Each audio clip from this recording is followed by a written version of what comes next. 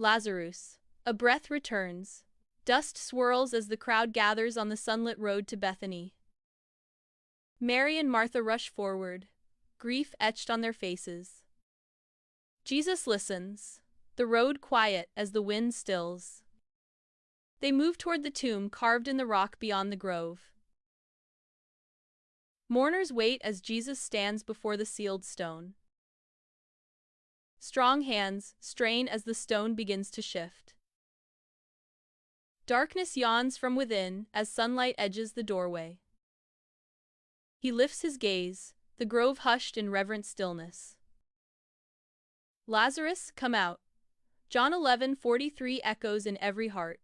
A figure wrapped in linen shuffles into the sunlight. Hands gently free the linens as hope floods the grove. Joy erupts under the olives as sunlight warms tearful smiles.